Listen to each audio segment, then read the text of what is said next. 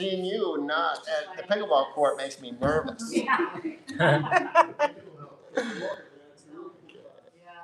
This is the starting. Especially if you can figure out music. Yeah. Right. Technology. If you want to sit on the floor, we got all kinds of stuff. If you want to sit in a chair, we got chairs. Make yourself at home. Yeah. Did it work? Yeah. Maybe I'll get my phone and chat. You said you were seeing the chat. I was seeing them, yeah. I put it here that it said live chat, all messages are visible. Hi.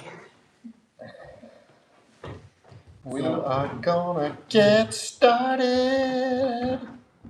And that's gonna be killer. I tuned in a couple weeks ago. Yeah? And the transmission was fine, but I got the whole session. There were a couple of dropouts from Okay. the internet, but that's just the internet. The only suggestion I have is if somebody asks a question to repeat it. Yeah, I've been working on that. I did that better last week. Yeah. The first time I didn't do it. We tried with a microphone, I think, the week you were here, but Yeah. I think it's better without the microphone with the iPad because we tried with my phone and we tried various options. So, but thank you. Yeah, if you guys are at home and you check this out, any suggestions would be helpful because we're just working these details out right now. Yeah, I don't know. Okay. Virtual. I put it on live chat, but I don't know. But when you just wrote a chat, it didn't come up? Yeah, I didn't see it. Here, I'll do another one. There it is. Oh, there it is. Okay. It doesn't stay. Weird. Or at least it didn't stay last week. Yeah. Hi. How have you been? Good, how are you? Pretty good. I'm okay. Yeah. I'm going to Norway. Yeah? Same thing I did last year to teach there, yeah. And Oslo? no, actually Bergen. And I'll be flying in and out of Oslo this time. I didn't do that last time. And so it's like complicated to get everything worked out, which I've done a lot of travel, but it still makes me stressed out. So I've just been feeling stressed Because out. of your last travel, probably. That was intense, yeah. Yeah, that was crazy. Hopefully the movie's safe. Good. Thank you for asking. My surgery is better. I feel pretty good. It's been 2 weeks and I'm feeling much better. Thank you for asking. He was going through Dubai. Yeah. People are asking questions. That's nice. Was it time? Yeah, that was ridiculous. Yeah, we were supposed to fly. I just got you guys. So we went to India on this little trip and this little pilgrimage, and we flew Denver, Chicago, Doha, Doha, Calcutta, and we were supposed to fly back the same way, but because of our excursion in the Middle East, that was not possible. So instead we flew to Thailand and Korea and back, and we flew all the way around the world. I like to have a big carbon footprint, what can I say? Destroying the planet while trying to save people's minds. Doing great here, Joe. Just kidding. Just kind of kidding, actually. Anyway, how about this? My little bell. Welcome. Good to see you guys tonight. Thank you for being here. Working on veganism. I think that's awesome. Not that I'm pushing it hard, but I happen to be a vegan and I think it's freaking killer. So, good job. It makes me proud. Welcome to all of you online. Happy to have you guys here and super nice to see you, Pete. I usually see Pete only on the pickleball court when he's fetching the ball that he couldn't hit when I served it right by him. Just kidding. Actually, I am kidding because he's awesome. But I'm taking a break because I had hernia surgery. And I'm recovering though. Pretty amazing. Pretty amazing. I was even feeling pretty good last week, and now I'm feeling, still hurts, but not so bad. I got permission from the doctor to go to the hot springs and steamboat last weekend. She said no hot springs for whatever it was, 1 month or something, but I begged and she said okay. And even that went well. So, hello, welcome. Nice to see you. And some people said that you can't hear the questions that people ask, so I will try to repeat those.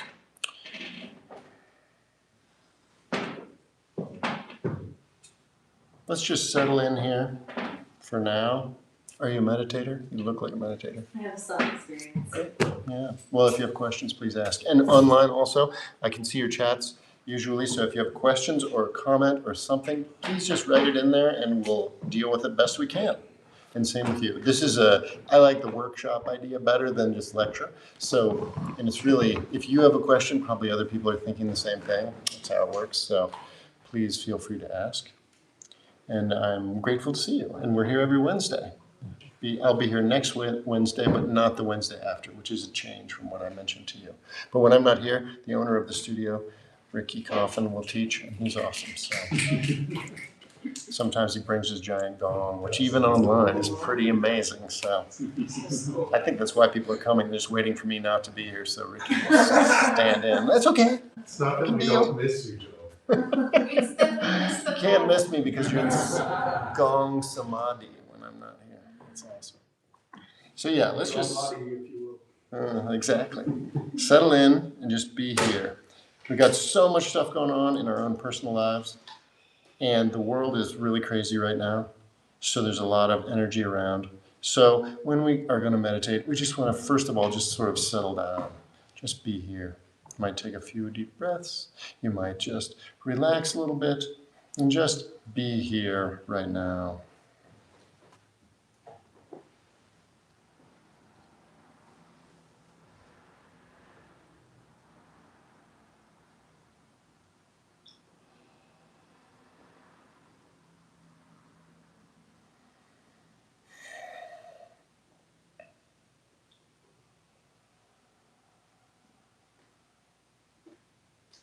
This kind of meditation is more about tuning in and less about forcing the mind to do something. So just tune in to being present. Your own body, your own breathing, your own thoughts running or settling or whatever they're doing. Just let them do what their thing and just be here.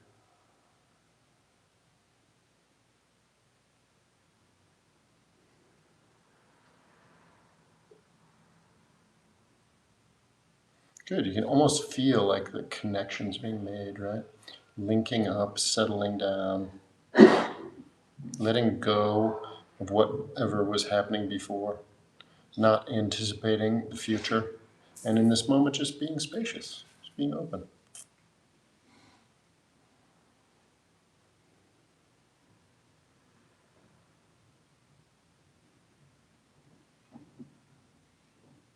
Good. Whenever we practice, which we should try to practice every day, even if we can only practice for 1 minute, because the habit starts to form, and as you become more comfortable with being present, you want to do that. If you force yourself, it's not as good. So just settling in each day. It's good to do it in the morning, but you can do it anytime. The first step is just to be present, just be here. Kind of relieve yourself of your backpack of obsessions that you are constantly wearing. And if you get stressed about, letting that go, you just tell your backpack, don't worry, I'm going to pick you up in about 10 minutes. Just stay right there for now.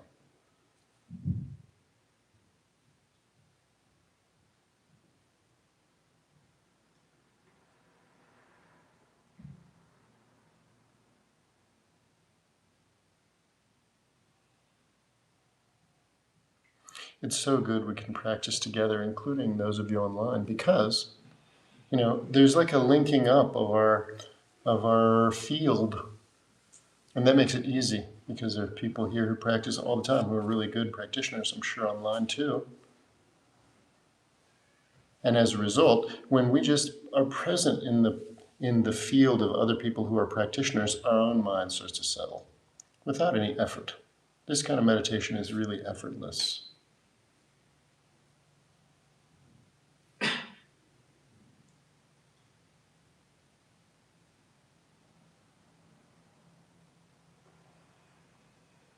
Good. When we practice, we have 3 phases. We've got the initial phase, the right orientation. We've got the main part, which is being free from concepts. And then we've got the dedication at the end. We're going to do all three of those, as everyone should do every time they practice. That makes it a whole session. The first one has two parts, as you guys know very well. And the first part is to give rise to a sense of gratitude, a sense of good fortune. If you just reflect for a moment on what all the things that have to come together for us to be here, you realize how lucky we are, right? Someone just wrote online, I feel lucky to be here. That's the right attitude when you're going to practice. If you feel like I gotta do it, or I promised I would, or this is my New Year's resolution, or whatever, that doesn't, then there's some pushback from internal forces that feel differently about us. When we just give rise to a sense of gratitude, there's nothing to resist. Think about all that has to happen, right? You have to know about this, you have to be ambulatory, you have to be conscious, you have to not be in jail, you have to have a computer if you're over there, or a phone, you have to have a car or some sort of vehicle to get here. You have to want to come, and that's huge right there. In fact, I think it deserves a little pat on your own back to even want to do this. Pretty awesome, There's many other things to be doing. Some virtuous, some not so virtuous. So it's nice. When we practice, what we're really doing is building a new kind of habit. Not just a habit of sitting still, although that is valuable in and of itself, but a habit of being completely present and totally free. And in order to do that, we have to come at it from the perspective that I want to do this. I'm lucky to be able to even think about doing this. So allow that to percolate through your system.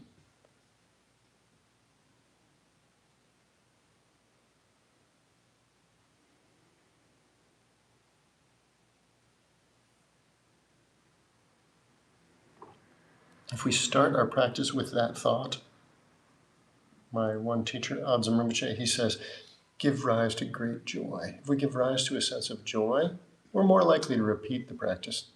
If we don't, if we feel like obligated or whatever, negative things, then it's so easy not to do, right? Because it takes effort. You came all the way from Golden. That's far, right? That takes some time.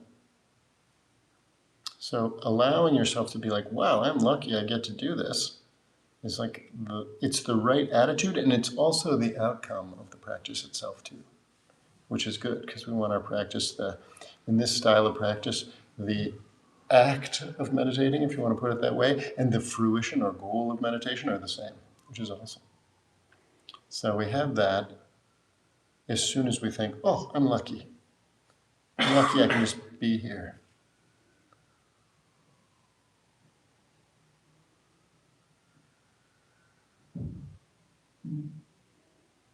The second half of this first part, the right orientation, is at first we have to give rise to this as an intention, as a thought, but later it happens, naturally. But that is to think, I'm going to do this not just for myself, but for all beings.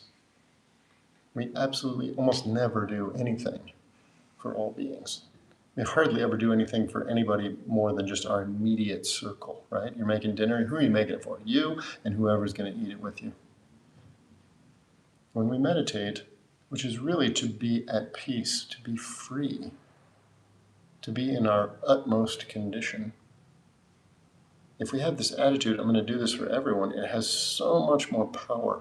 And it's also very noble. And the world is in chaos right now. Crazy. We have another Buddhist group that meets on Tuesday nights, and we got together early. It always meets at 6, 25 years. And we got early because Ricky was like, we need to pray that the Third World War doesn't start in 10 minutes. And we did it, and then we all felt really like, yes, controlling the world. It was probably the stock market that controlled that. We really appreciate that. Well, I thought it was beautiful. We got all these people there, and we said prayers for the good of all beings and wished that things would be chill a little bit. But, it's impossible to avoid that stress that's going on in the world right now. And it permeates our situation, and you can't help it. No matter how much you don't care or you're on the side of whatever, it doesn't matter. It's still stressful. It's still tight. We don't know what's going to happen. And it's more or less completely out of our control unless you guys are, much more plugged in than I am. So what we're really doing is taking ourselves out of that situation for the good of everybody. Not just humans, all beings. I have this big window in the front of my little house, and there's an awning there, and there's a bird made its nest there, a little finch. And the finch has 5 eggs. I took a little picture. I couldn't see, so I took my camera like that. There's 5 little eggs. And so the finch is there, as often as she can be, right, sitting on the eggs. And what does the finch do the entire time she sits on there is look in at me to see if I am going to try to attack her or whatever. If I get up or I move suddenly and the bird flies off, right? It's like paying attention. And in the same way, we're paying attention to the world. We don't know what's going to happen next, and it's stressful, right? We don't want to be, and we're kind of pretending it's okay, and we're distracting ourselves well, but that energy is permeating everything. You can feel it right now. I can feel it. When we meditate, we are letting go of our holding or our being pushed by that. And when we have the notion, I'm going to do this for everyone, there's real benefit. There's real benefit. It depends on how well you can do it, right? It's a little bit of a skill. If you're a great master, like I've been fortunate to meet some, when they do it, you can't be stressed. You automatically are like, when they let go, you let go. No, I don't have that power, but we're developing it. And even the notion, I'm going to do this for the good of everyone, has some value. So I invite you to give rise to that sense right now. Just think, I'm going to have the courage, I'm going to have the faith to let go of my own worries and stresses for the next little bit. And I'm going to do that so that all beings will also feel relieved to some degree. Just allow that thought to percolate a little bit.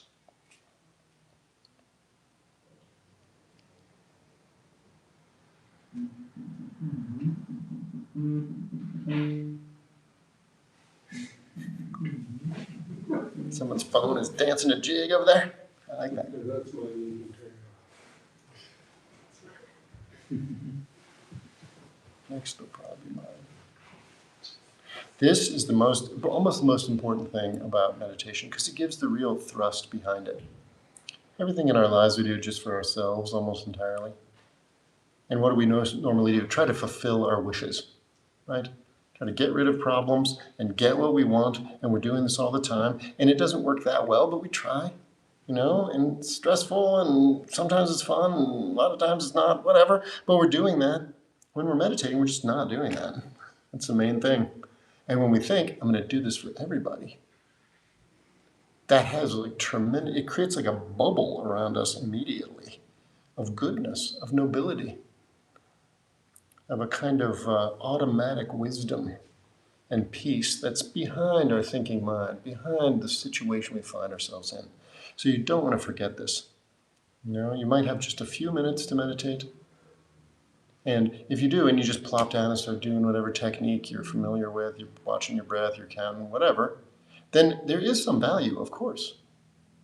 But if you just take a moment to think, wow, I'm going to do this, and I'm going to do it for everybody, it has a different flavor, a much more rich flavor. And it causes you to want to do it more. And it causes you to want to touch that piece even when you're not on your cushion.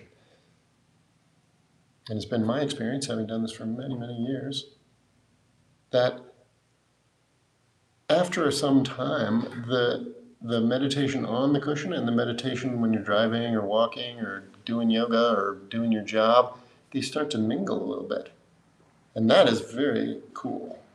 So that is sort of the way we want to orient ourselves toward the practice. So I invite you one more time, and I'm going to do this for everybody.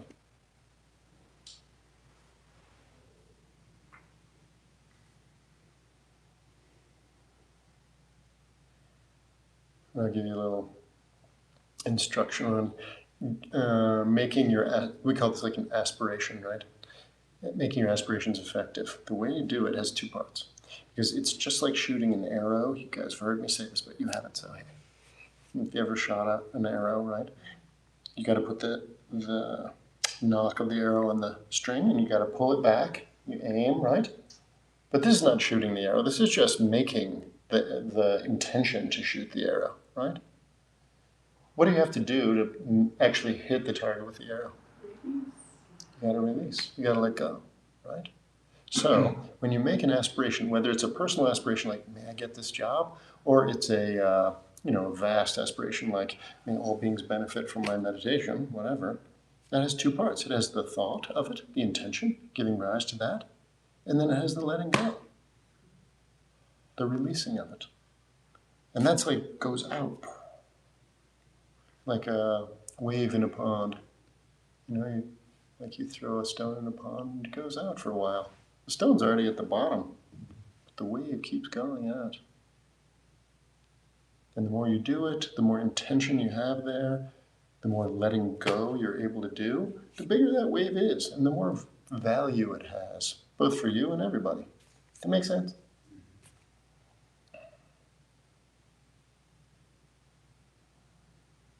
And you can use this for anything. Whatever you want to have happen. You have to make the intention, right? That's like picking up the idea. May I, successfully go to Norway, which is my little plan right now. But then to actually do it, it's not so good to hold it. Then I'm already kind of worried about it. I gotta go to Norway. I hope it goes well. I'm worried how much it's going to cost. Am I going to be able to? But if I then think, may I go to Norway and may my trip there be beneficial for everyone? That's already, the arrow has left the bow, so to speak. I'm happy to pick up another arrow and think, may I go to Norway? And think it again. Maybe more arrows would be good. But whatever the case is, that first arrow is going. That wave is going out in the pond. Try this. I find it to be tremendously effective. You can use it for anything. But you got to have those two parts. Because if you just think, may I go to Norway? And you just pull the arrow back and then you put the arrow down and there's no follow through,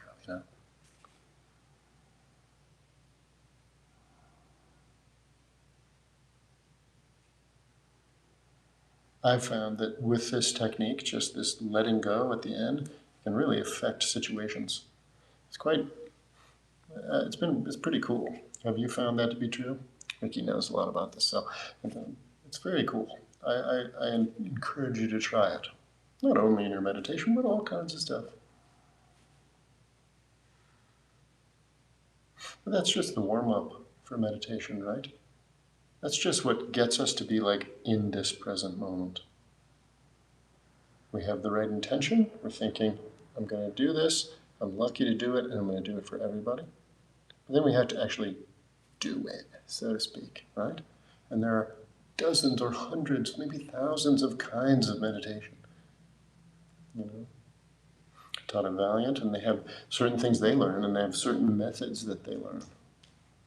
And those are very effective. There are many ways, but this particular style that I teach, it's different, and it's I think it's very valuable, and it provides a sense of openness and peace right now.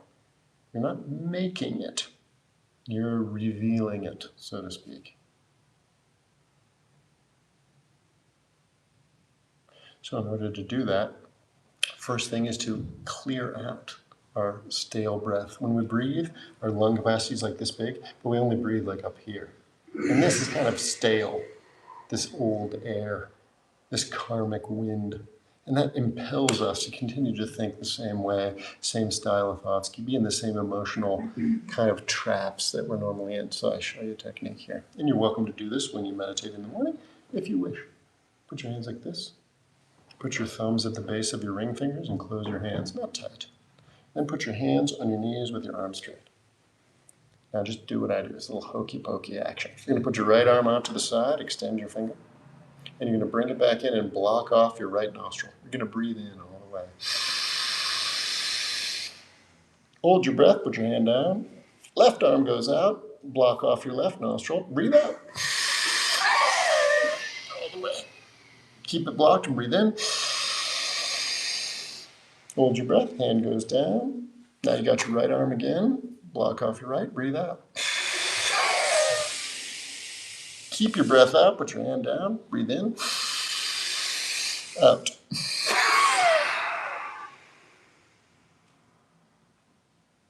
When you breathe out, the last time you extend your fingers like this. This is a little Tibetan exercise. I'm going to do it a couple times. What I invite you to do is, I notice, well, I'm talking to you, I hope that's okay. Yeah, it's okay. Since you're new. Yes. Yeah. I invite you guys online too. When we do this kind of meditation, we're going to meditate with our eyes open. It's different than normal because what this is about is awakening from a kind of trance that we are always in, eyes open or closed. And, just like the only thing we ever do with our eyes closed is sleep, all right? And so if you're asleep and someone says, hey, the first thing you do, your eyes open, right? So here, we're going to practice with our eyes open. Not crazy open, like a lunatic, but not too chilling either, right in the middle. Natural. Okay? So you're going to keep your eyes open. We're going to do this breath clearing. And when you breathe out, you're going to extend your fingers and you're not going to do anything. You're just going to breathe out through your nose and then you're just going to sit there. Try not to move too much. Just sit there and see how is it. And then we'll talk about it. Ready? So your hands are like normal. Right arm goes out. Breathe in. Left. Out. In. Right. Out. Hands down. In. Out.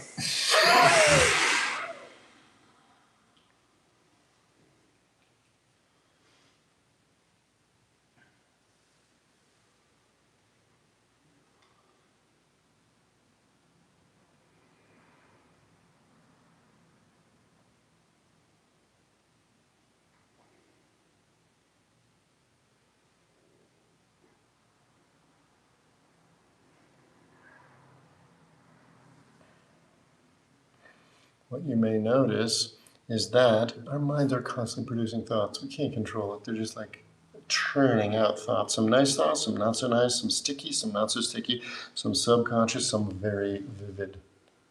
When you do this last breathing, it tends to sweep all those thoughts away for a brief moment, right? It might be 1 second, it might be 5 seconds, especially if you don't move. You can experience that you are not your thoughts. Everyone knows they're not their thoughts, but we still act like we are. And when those thoughts go, how is it? You can ask yourself, how is that? So we'll do it a few more times, just practicing the difference between when our minds are normally going, churning thoughts, going from like on the monkey bars when you were a kid, which if you want an interesting experience, go to a little playground and play around in the monkey bars for about 5 seconds. And you realize like, oh my God, I was a lot stronger and lighter and tougher when I was a kid. It's not easy to do that stuff. Your hands hurt, it's hard. Probably only Dan can do it. I always did that recently and I was like, whoa, things have changed. Anyway. Normally our minds are like that. We're like one thought and the next thought and we're just completely caught up, right? When you do this, it's like bang, the clear sky or something. Of course, the thoughts come back. It's okay. But seeing the difference is very, very valuable. Okay? We're not trying to make thoughts go away. We're just seeing how is it. So let's try that. Hands are like this. Ready? Right.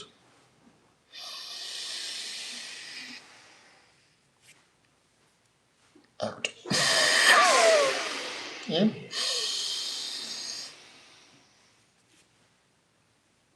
Out. In. Out.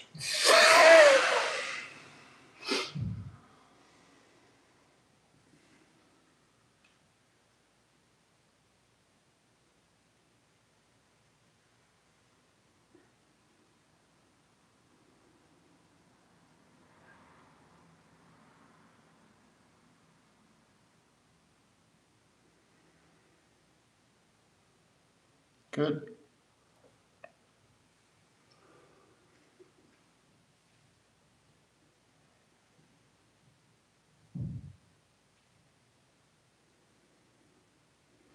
By doing this, we come to see that there's actually two aspects to what we call our mind. The mind that we normally have is just full of thoughts. And we usually go out there and we're just full of thoughts too. And it's extremely stressful because there's really only like a few types of thoughts. I like something and I want it. How can I get it? I don't like something. How can I get rid of it? And I don't care about that other stuff. And it's one thing after the next, continuously. I mean, like even some people I have been, I almost said guilty of, but it's not something you're guilty of. It's just I have experienced this in my life. You wake up in the morning and you wake up and you're already thinking, like you've been thinking for 5 minutes about something, like, right? Meditation helps with that, by the way. But our minds are continuously like this. But there's another aspect to our minds, which is kind of, I like to call it behind the mind. The thoughts may come or they may not come. They depend on circumstances. But there's some aspect of us which is not under the power of those thoughts. And it's that which we have to recognize, because that is what is emphasized in meditation. Doesn't mean you can't have thoughts. We need thoughts. Otherwise, you don't know what you're doing. You go to the grocery, you're like, oh, no, I came for something. Right? We need to be able to use our minds. But we're usually used by our minds. And usually for very bad purposes and negative purposes. You know, we try to think positively, but the world is difficult. We try to think that things are going to work out, but everybody you know is going to die, and you don't know when. It's super stressful. I mean, if we're just honest for 2 seconds about what life really is about, right? We're not usually very honest. Usually think, I'm going to Norway, the summer's going to be awesome, right? That's how I live my life. Like fantasy, total fantasy, right? If we get a little honest, we get a little stressed. But there's a part of us that is not stressed because it's not under the power of the thinking mind. Does this make sense? And we want to become comfortable with that spaciousness, that openness. It's a kind of freedom. Okay? I've been thinking a lot about Henry David Thoreau. I freaking love that guy. There's this PBS 3-part biography of him. It's pretty good. I wouldn't say it's amazing. I love Thoreau, but that's pretty good. But it's done by that guy's name, the ultimate Ken Burns. And he's great at documentaries. He's pretty good, you know. But it made me think a lot about Thoreau, and I got a lot out of some of Thoreau's writings. Still do. And I'm thinking a lot about his little cabin, right? And how he talks about how he puts the furniture outside, and the furniture is happy to go outside in the morning so he can sweep it out. I thought that was very cool. He got some good quotes in there. And what does he do? He puts the furniture outside, and then he sweeps it out, right? We never do that with our minds, ever. The furniture of our mind is like stuck there, and we have to live with that. I'm a man, I've got a job, I've got this responsibility. Oh my God, that happened when I was 7. We're still living with that stuff, right?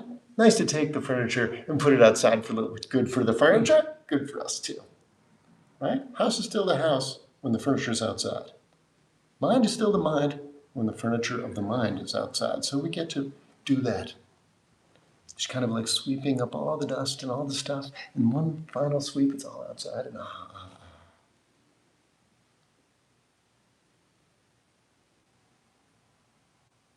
freedom, openness. Makes sense? That's what meditation is really about. Most people, when they think meditation, they think, I got an object, which I'm using this. I got a subject, and I'm focusing on the object. My breathing, in, out, in, out. And my mind wanders, and I bring it back. And my mind wanders, and I bring it back. Right? And eventually I'll be able to think about only one thing. Maybe. But that is not necessarily, that is only a step, right? They call that shamatha, one-pointed focus. Once you have that, then what do? You turn that focus around to see, who am I? Who am I? What am I doing? What is my purpose? What is my, not purpose sounds a little bit too much like gotta do this, but what and who am I? And that is the process of being a meditator, being introspective, being a discoverer of what is behind the mind, that part of you that never changes. And so this is all about that. Are there any questions? If you have a question, you can write it online, and if you have a question in here, you can ask it. Or a statement, doesn't matter. Okay.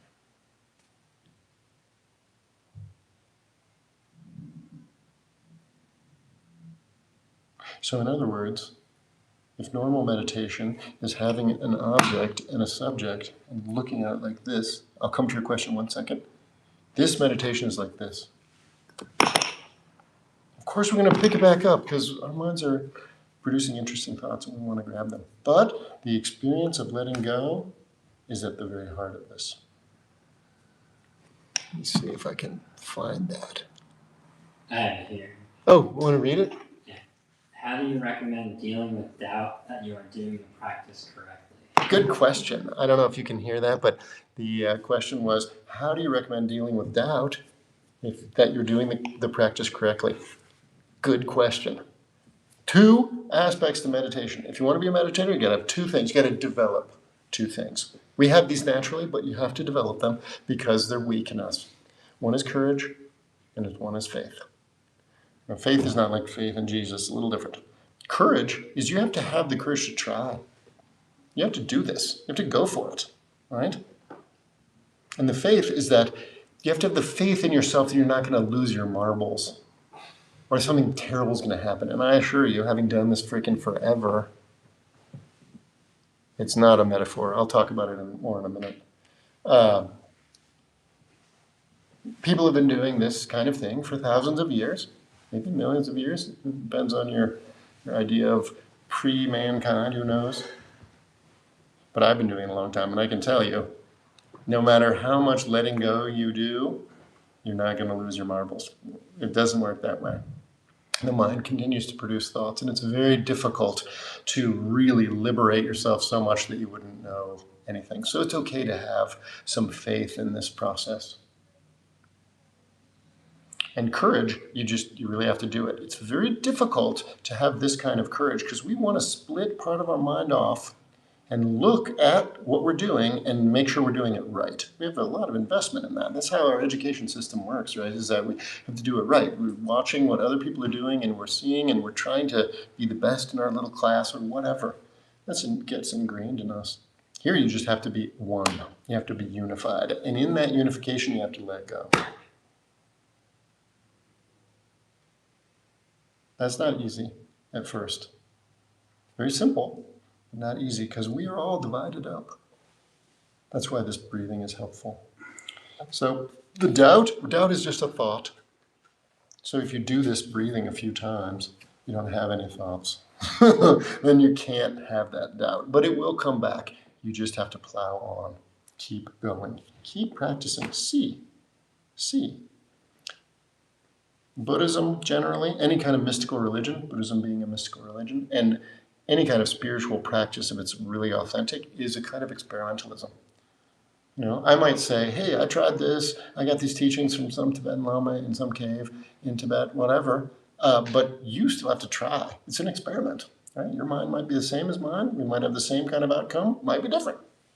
So you have to have the courage to really experiment. But you have that courage or you wouldn't be here. You already have the karmic link or you couldn't meet me, right? We couldn't even be having this discussion. But now the baton in the 4x100 Olympic race has been handed to you and it's up to you. Are you going to give it a try or are you going to do what you've always done? You know what happens when you do what you've always done? Nothing. Continue to be completely ordinary, caught up in the regular thoughts. Here we have an opportunity. Good questions. And I will talk about behind the mind, and it's not really a metaphor. I don't know if I want to say it's a place, but it's definitely, it's kind of a place. We'll talk more about that. Dimension. Say again? It feels like a dimension. Yeah, kind of, yeah. It's an aspect of ourselves that we know we have, but because it doesn't have any real content, it is easy to forget. And you don't experience it much because we are so caught up morning till night in our activities, thinking this is really important. I'm 100% focused on this. But our minds are crazy and all kinds of things happening and we just live in this field of this. That's why it's simple things like the breathing are so important. Get an opportunity to be forced, in a sense, back. Let's try this one more time. Hands like this. And extend your fingers at the end. That's, for some reason, secretly important. Ready? Right arm. In. left, out. In, right, out. In,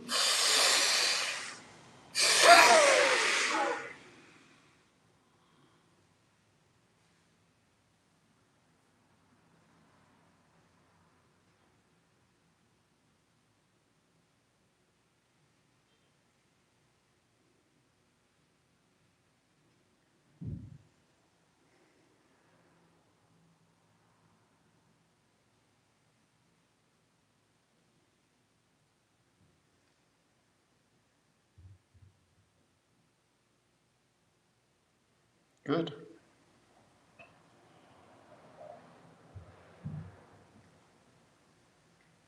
Super cool, don't you think? Pretty cool. Yeah. Yeah. It's freedom and it's not freedom sometime in the future. You're not going to meditate this up. This is right now. It's kind of like your hand, right? We're super familiar with the back of our hand, but we're not so familiar with the front.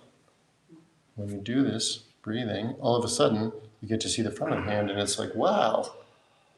And there's some, if you reflect on it, if you do it enough and you give it some attention, then you come to see that this part of you is actually like completely untrammeled. It's totally not controlled by your past. We all have, I mean, everyone in here is an adult. I imagine most of you online are also adults. And once you're an adult, you've had a lot of experiences. Some good, some bad. Most kind of boring and not really anything.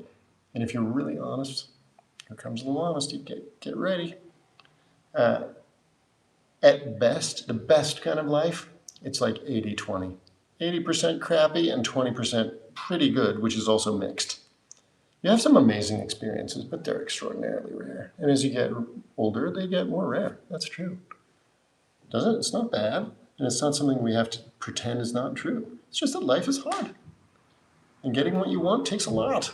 And most of the time, no matter what you do, you don't get what you want. Things are out of control. That's just how it is. Is that true, Dan? And somehow that experience, that over and over getting punched in the face by life, not quite getting what you want, or getting what you want, but it wasn't exactly what you thought it was going to be, right? That's even worse somehow. Or downright trauma, terrible stuff, which happens to everybody, and some people get more than their share. Bless their hearts.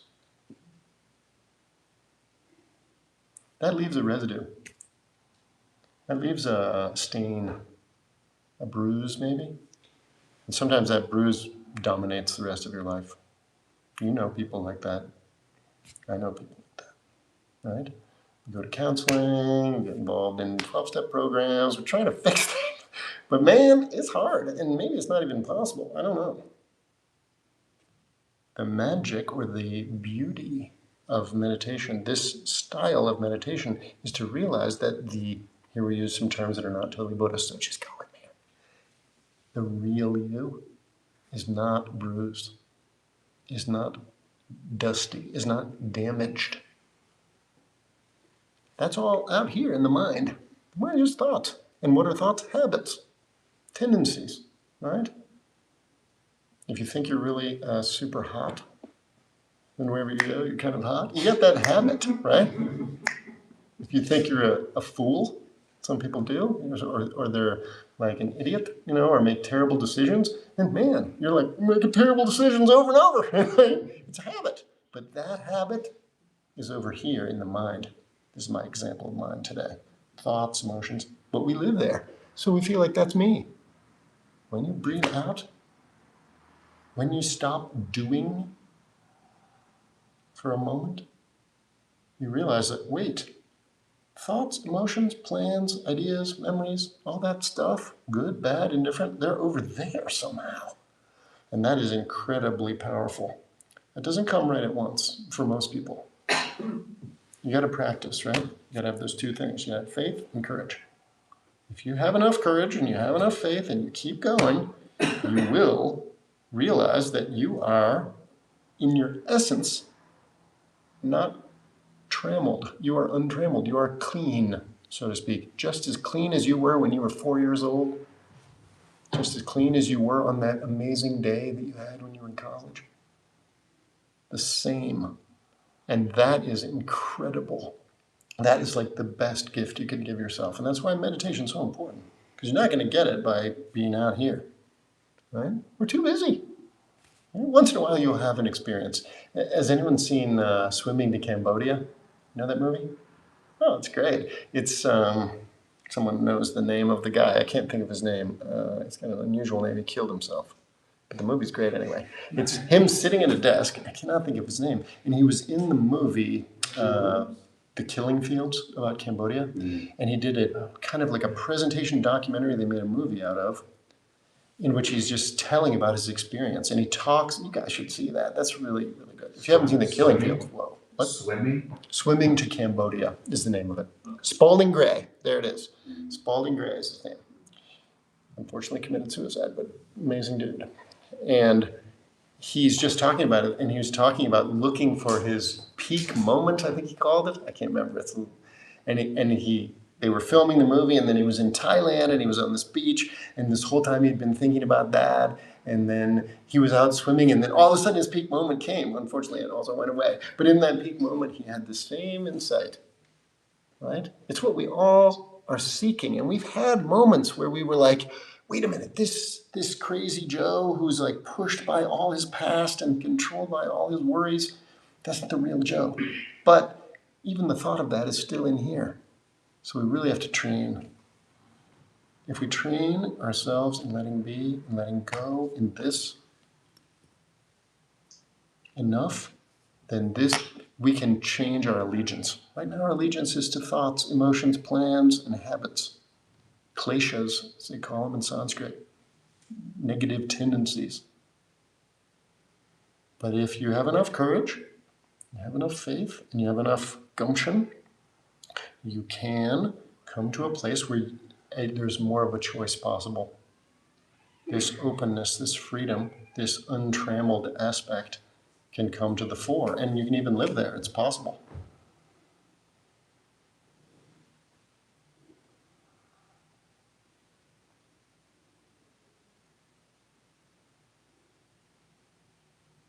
I myself cannot live there, but I am familiar with it, and I have met people who do live there. They still have thoughts. They still have emotions. They can remember their past, but they are not dominated by it. And that is incredible. That is incredible. I'll tell you a story I've told before, but you haven't heard it, so hey, it's fresh for you. And maybe some of you haven't. I was a student of, I almost said was, I still am a student of the great master Tulku Urgyen Rinpoche, who was a Tibetan Lama, who was from Tibet, obviously, and he, in the later part of his life, he lived in Nepal, which is where I met him. And he died in 1996, but he was an amazing person, like a truly a real saint. In the language of India, they call him Siddha, someone who has like meditation powers, right? It wasn't that he could move things with his mind, he probably could, but he never did that for me. But something about his mind moved me in a way that I had never experienced anything like that. And I heard a story, which I like very much, that there were these, he became a little bit famous in the world of meditation because he was very open. If you came to him, he would give you the direct meditation instructions, and he could do it in a way that, you really got zapped. Usually it takes a lot. You have to do all these prostrations and all these practices and like years before they're really open. But he was very open. He had promised his own teacher, I'll teach anyone who comes who has an open mind. And so he did, taught even me. So anyway, there were two professors, I think psychology professors from the States, and they met someone who was a student of his, and they had questions about whatever. And this student of Rinpoche's said, you should come to Nepal, and you should meet Rinpoche. He'll answer these questions for you. And they were like, we're going to do it. So they went to Nepal. These are like professors, right? They have PhDs. They know what they're talking about. They're like very smart guys. They went, up to his hermitage, which is on the Kathmandu. In Kathmandu, it's like a ring of mountains, and it's on the edge of the valley. A place called Nagi Gompa, and they went up there, and they met with the translator, Eric, and Eric said, "Yeah, we can go see Rinpoche." And they went in and they sat down, and Rinpoche didn't say anything. He just sat there. He was a very little man. He probably only like 5'2". He was like a small guy, and he was just sitting on his bed, and he didn't say anything, and they didn't say anything, and they sat there for a couple minutes, and then one of the two professors started to cry, and then the other started to cry, and then they had to leave. That was our entire experience. He was very good at allowing people to see who they really were. And that's something that we have the opportunity to do too. Who are we behind our mind? Who are we behind our thoughts, our emotions, our plans, our personality, which is made out of our experiences and our body awareness, right? Once you have a personality, then your main goal seems to be to try to continue it, solidify it, defend it against others, onslaughts of the situation around you. And what a tiring thing to do. And what Rinpoche knew and shared, and what you have the opportunity also to experience and to train in, is this other part of us, which is free from these tendencies, these emotional habits, most of which are negative and painful. And the experience of that sometimes, for some people, is one of like a kind of emotional release, like those guys. I saw it, I had it myself, but I also saw it in many people.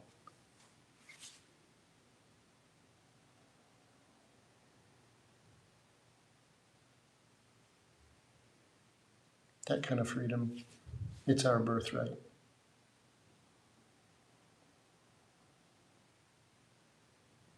But it isn't free.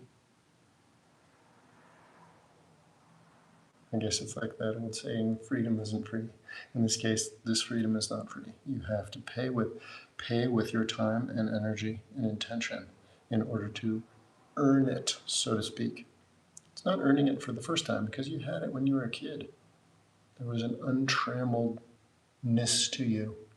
Ricky's got a young daughter, and every time I see her, she has that. She's very free, you know. She's not burdened by her experiences yet. And when that happens, anything can happen. He told me a story. I talk a little bit about you. Is that okay? That she was out in the yard. This was like last summer, I think. And they have rabbits in their yard. And all of a sudden, she came up to her mom, and she had a little baby rabbit in her hands. Mom was like, "Oh, don't squeeze too hard." You know, like this kind of thing is possible because we are not so convinced of that being impossible. I mean, that seems like that would be absolutely impossible for me. Just go out in the yard and there's a baby bunny, and you're like, "Come here, oh yes," you know, that would be amazing. It'd be like St. Francis, right? When we think about St. Francis, you know, what do we think about? We think about someone who is like a child, free. And that's what meditation is really about, is going, in a sense, back, whether it's back behind the mind or back to how we were early in our lives or whatever, before we had so many habits, psychological, emotional habits.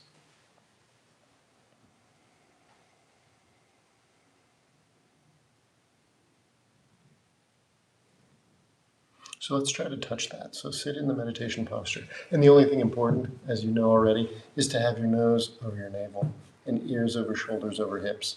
You just don't want to sit with your back like this because you look ridiculous and it's depressing, right? You don't want to be twisted or anything like that. You just want to be comfortable in a way that you can forget your body, meaning your body's not saying, over and over, right? I like my hands on my knees, but you can have your hands in your lap if you like better. Doesn't matter. And you just want your eyes open but not crazy. And you want to breathe softly.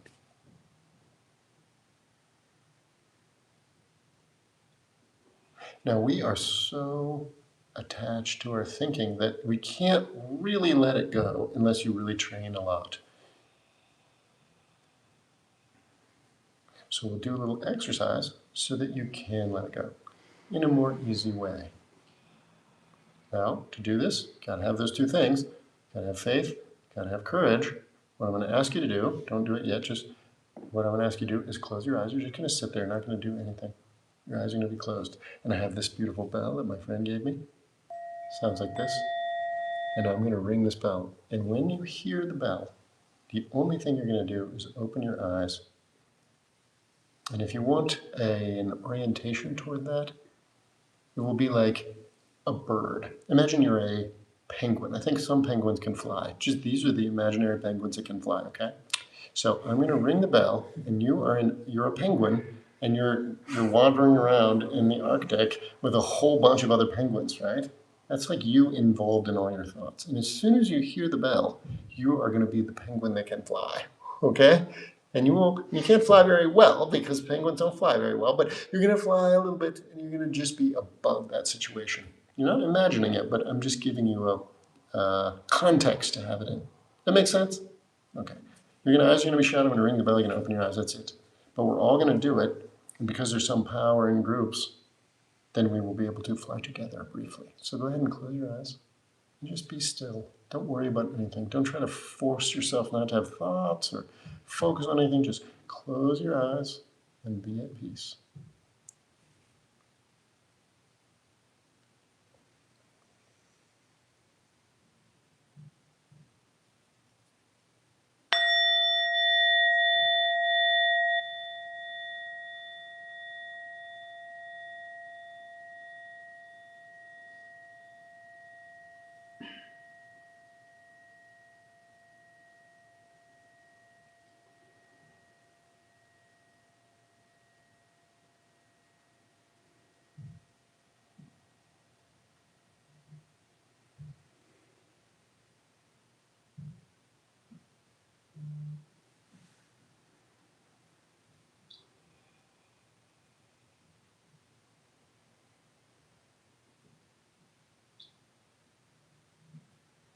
Some penguins are better at flying than others. Yourself as a penguin may only get like a foot or two off the ground and then thump back down. That happens. If you want your penguin to do better, if you use this gaze, look at me, you look up like this. So you're going to be eyes are closed, and then all of a sudden, ding, then your penguin will have a little more lift. Okay? So let's try that. Appreciate you, Joe. Well, I appreciate you. So close your eyes, be at peace. Home, home, home.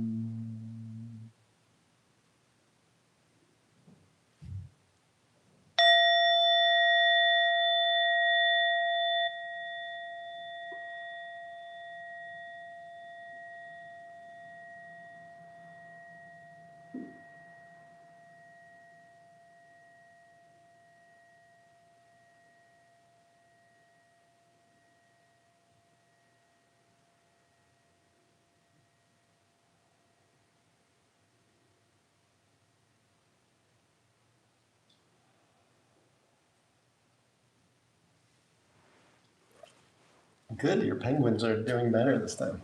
Good. Good. Now, it doesn't last forever. You don't want to try to make it. You're not making this space.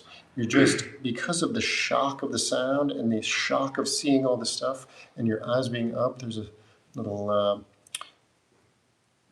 sort of Dzogchen physiology going on, like subtle body physiology. By looking up, you open a certain kind of channel.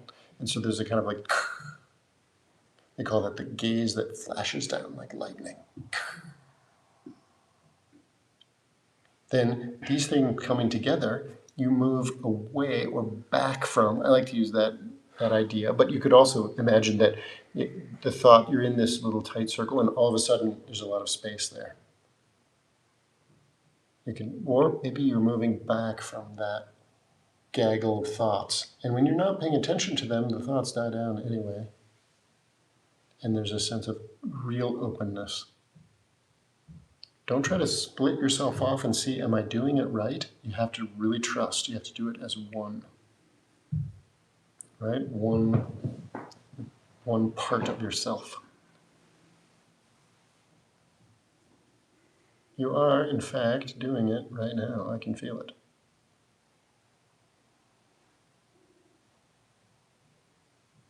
Normally, our minds are like this. Now they're going to be like this a little bit. But they're used to being like this, so they are going to close. Maybe it takes 2 seconds, maybe it takes 10 seconds. It doesn't matter how long. You're just going to be like, and try to become familiar with that a little bit. Let's try that again. Ready? Eyes closed. Don't try to meditate too hard. Don't do anything with your mind. Just be calm. Don't breathe in a certain way. If I can hear you breathing, you're not doing it right. Just breathe lightly. Like when you're asleep.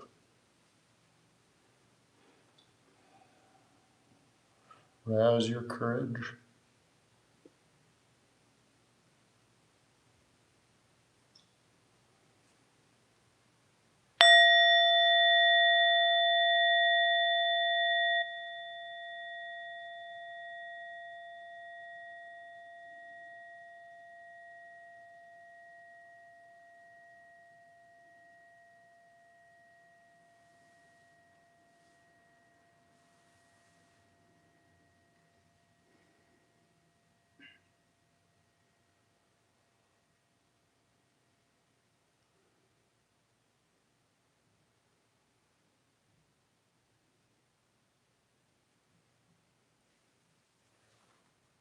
And you will find, if you pay close attention, that there isn't anything for a little bit.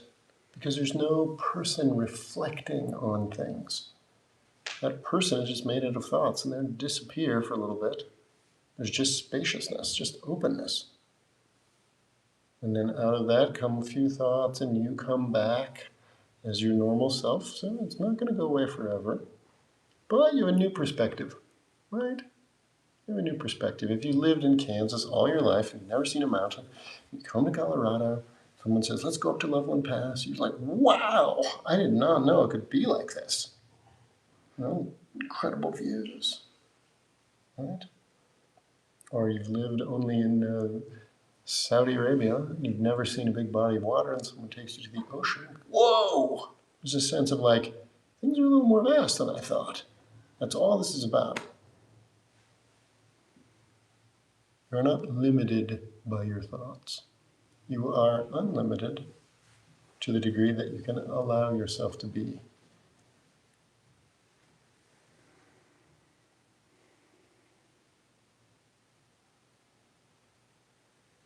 And this spaciousness, we could say, is the space behind the mind.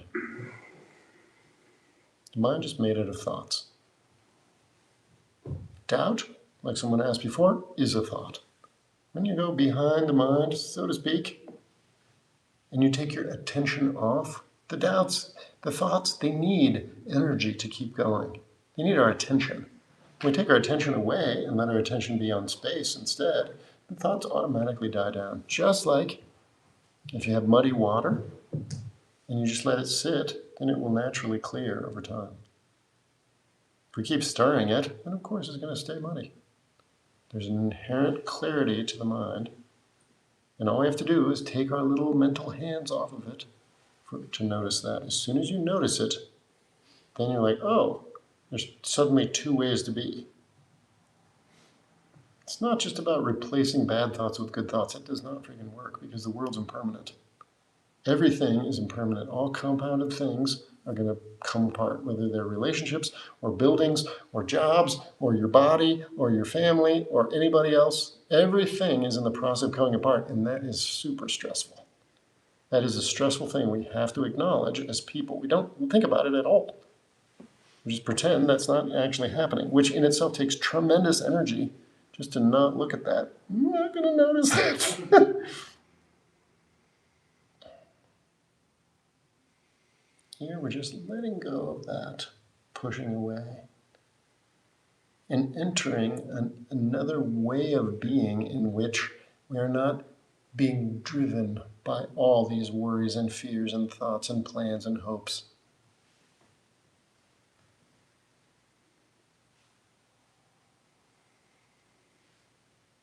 It's like this close.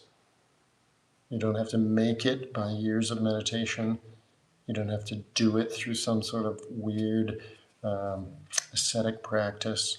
You just have to remember, oh yeah, there's another part to me, and practice becoming familiar with that. In fact, this type of meditation, not called meditation, because meditation is like holding one thing and excluding everything else. It's called, in Tibetan, it's gom. Right? Gom means to become familiar. What are we becoming familiar with? That part of us which is not cloudy. The inherent spaciousness of the mind in which thoughts and emotions come, of course. Of course, we wouldn't want it any other way. We're special because we can think and plan. That's good. But there's another perspective, just like the sky can hold all kinds of things. It can hold clouds and birds and mountains. It can hold blueness. It can hold wind. But the sky itself completely undamaged or uncontrolled by those things, so to speak. There's a part of us which is just like that, open. But it's different from that in that it's awake. It's aware. It has a knowingness. And that knowingness is our base condition. So what we're doing is just acknowledging that and then letting be. And in letting be again and again, we're becoming more and more familiar with it. We're changing our allegiance from allegiance to thoughts, most of which are bad, so most of the time we feel terrible, right? To a sense of openness, a sense of lightness. The cool thing is you don't have to change your life. You got to make space for meditating if you plan to be good at it, just like you'd have to make space for playing the piano if you want to be good at that, right? But that's easy, comparatively easy. It will, in fact, do it itself if you make a little bit of space. You need 1 minute. And in that 1 minute, you got 3 parts. The right orientation, which is, I'm very lucky, and I'm going to do this for everybody. And then the main part, which is to just do that. Let go. It works better if you don't move, right? If you're constantly moving and looking and doing stuff, it's very hard to find that spaciousness. So you have to train a little bit. Because we're not used to sitting still. When are you still? Never.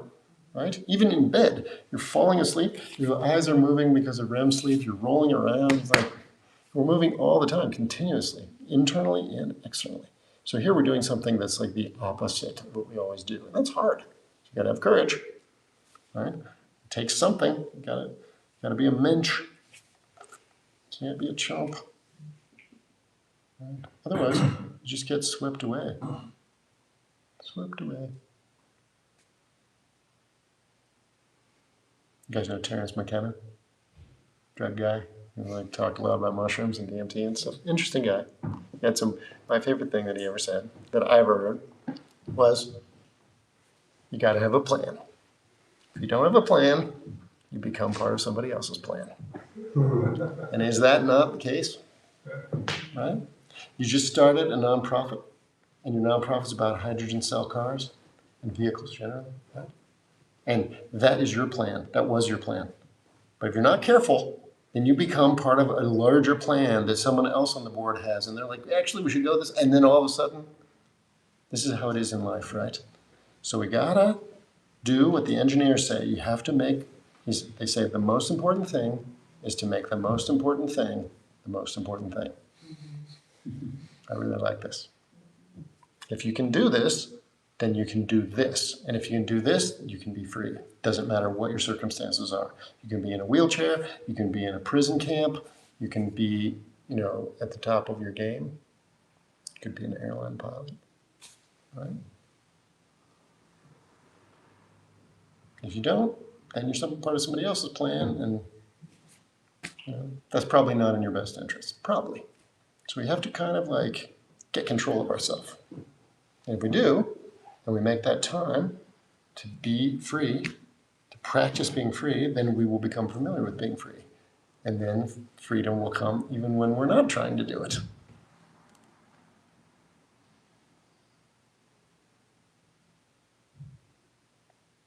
briefly back to Henry David.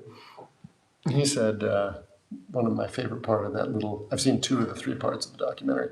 It's worth watching, definitely. Even if all it does is get you to read the first chapters of Walden, which is so freaking awesome. Please read Walden. You're going to love it. I guarantee it. Amazing. Even talks a little bit about Tibetan Buddhism in there if you're paying attention. Very interesting. Anyway, when he was living at the cabin, when he wrote most of the Walden book, he went with a friend to Maine to climb this mountain, which they did not successfully climb. It was the highest mountain in Maine or something. Kind of looked intimidating. They showed a picture of it. Anyway, he tried to make it. He didn't make it. The next day, they all tried to make it. Still didn't make it. And he was probably disappointed, right? And it was intense, whatever. Came down. He had gotten away ahead of his friends. His friends quit earlier. They were waiting for him in this meadow. He didn't make it. He came down. He was in that meadow, and he was just kind of like relaxing. And all of a sudden, he had this experience, which I can't quote. He did write about it, but I don't remember exactly what he said. That he realized that just in being in harmony with nature at that moment, he was actually in heaven. I thought it was extremely interesting. And I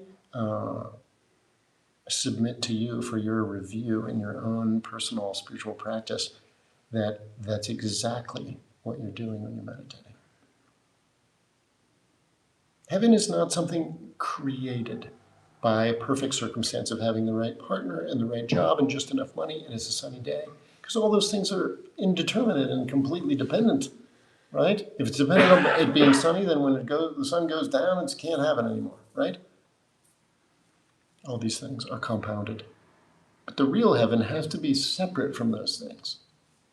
And when we let go of all that we're holding and all that we're making all the time, we're constantly thinking in the past, coulda, woulda, shoulda, the future, hope and fear. And in this moment, we're trying to hold on to things we like and get rid of things we don't like all the time, which takes a tremendous amount of ignoring everything else. If we just don't do that for a moment, there's a kind of disappearance of that part of us which is caught up in those things, and that disappearance is exactly this heaven.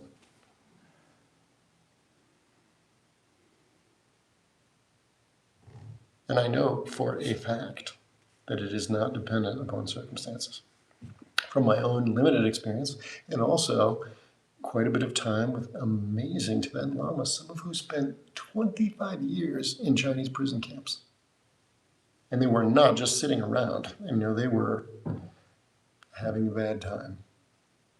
One of my lamas, one of my teachers in Tibet, he passed away unfortunately, he said that one time the Chinese, they told all the people in this one section to go in this one cell, this one room, and they just kept forcing the people in. They got the other prisoners to point. He said that they got so in there that he was like in the middle, and there were people above. Quite a few people died. But when you met him, he was so free of that. He could tell that story. He was not dominated, and he was not like, I can't think about that part. He was completely able to tell it and even laugh about it. It was amazing. But there was something so free about him. Wow. So it's definitely possible. It doesn't mean you have to have different circumstances. Don't pin it on that. That's important. Because if you do, you can be really screwed, right? Maybe your circumstances can't change. Maybe you don't have the power to. I'm going to say one other thing about that. I work with this guy who's in prison. He's in federal prison, and he's been there for maybe 13 years or 14 years. And he's got a lot of time left. He's younger than me. He is like, it's tough, right? He's a meditator. When I met him, he was interested. Now he's really into it, and he has a lot of time, so he does a lot of meditation. And sometimes he calls me. I can't call him, but he calls me. We talk on the phone. And sometimes when he calls me, I'm more free than him. And sometimes when he calls me, he's more free than me. And he's in prison. If he can do it, then you can do it. So we have to really take this to heart. If we don't, then we're part of somebody else's plan. And what is the plan? Buy what I'm selling, think what I'm telling you to think. And that sucks. That sucks.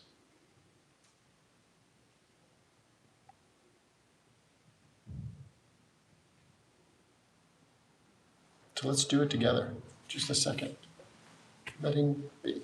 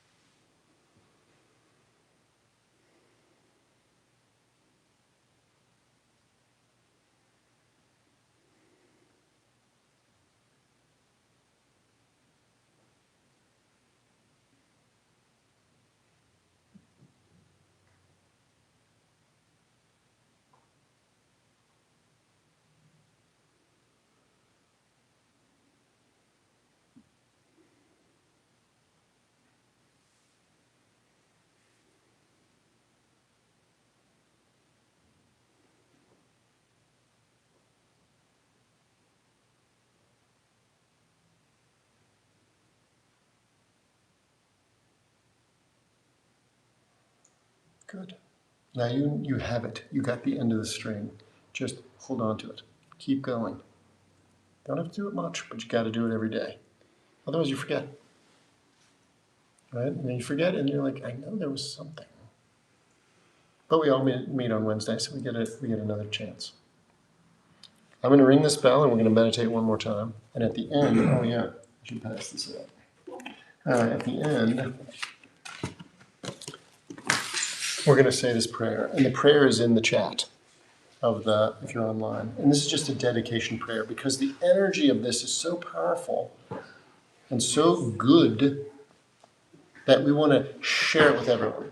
If you don't have this prayer for whatever reason, or you don't want to use this prayer, it doesn't make any difference. You just have to think, may everyone benefit from this. And of course, then you got to let go of that too. So we're going to ring this bell, we're going to just meditate a moment, and then we'll say the prayer, and then we'll be done. But in fact, we'll never be done until we liberate all beings. Ready?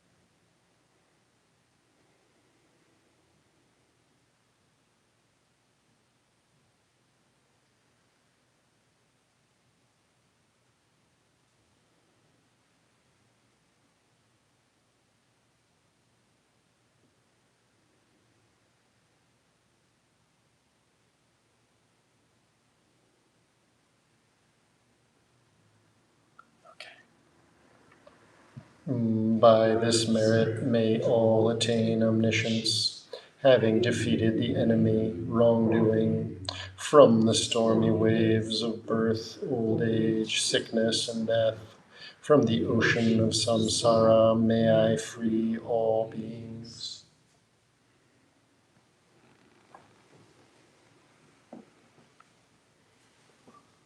Thank you for being here if you're online. Thank you for making the time to come here. Nice to meet you.